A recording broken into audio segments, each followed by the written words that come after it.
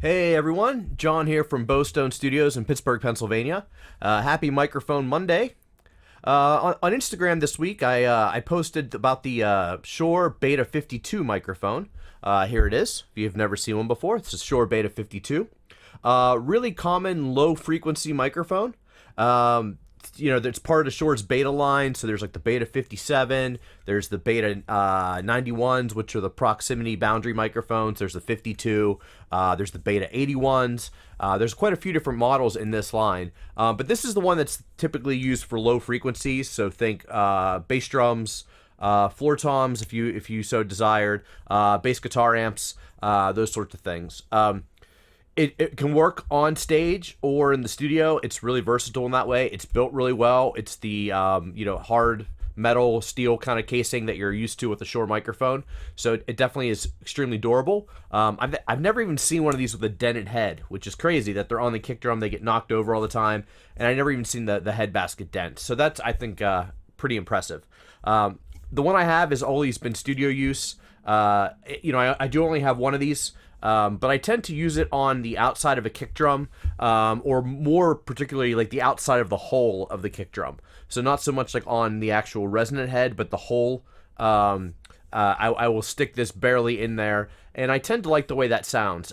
This does not have as much high frequency response, at least to my ears, like some of the other kick drum microphones. For example, last week we kind of talked about the AKG D112, how it has a lot of top end added to it inside of the microphone. While it's not the punchiest thing around, it kind of sounds punchy because it just has more high frequencies. I feel that the Beta 52 does not have as much high frequencies, and I wonder if part of that, again, it comes down to the head basket design of the microphones being pretty different. Whereas you have this rubber band that goes across the middle, and the microphone itself is boosting high frequencies, whereas the Beta 52 doesn't have that. It also doesn't have the air vents in the back like the AKG D112, where the back of the microphone's kind of open and vented. This is sealed on the back, so it definitely will give you a little bit more low end because of that. So these things can kind of, this almost will give a more of an omnidirectional type pattern. So it does pick up a little bit more from the sides, but it has less high frequency than the D112, whereas the D112 seems to have better side rejection, but has a little more top end with the open back. So two different styles of microphones. I do like this though. The microphone clip is built into the mic, so you just screw it in here at the bottom on the stand, and that's where your XLR cable goes.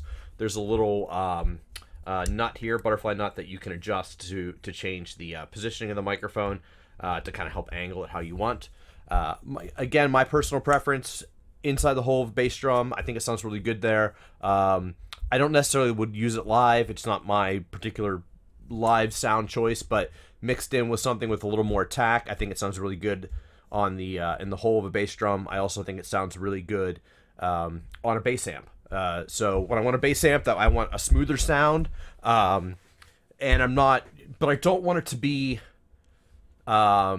like, probably next week we'll talk about the RE20 that's over here on the shelf. The RE20 to me seems a little bit more processed, a little more compressed. This seems a little bit wider. That's kind of the easiest way to say it.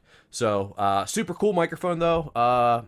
Sure quality, sure price. I mean, I think they're $200 still. Typically you can find them in a microphone bundle where you might get the Beta 52 and then say like 3 or 4 SM57s, and it's $600 or something like that. So you can get a nice little pack. So yeah, cool microphone, and that's it for this Microphone Monday. We also are going to have some other new content coming soon. I started filming some stuff about mixing, so it's like instructions on how I mix and different songs and artists I've worked with. So that's going to be coming out, and I'm going to also come out with some other new content about just some albums and stuff that I've recently worked on. So that will also be out on the YouTube channel as well as Instagram. So while you can, just please like, share, subscribe to the channel. Keep following me. I really appreciate everyone's support. And I'll see you next time. Cheers.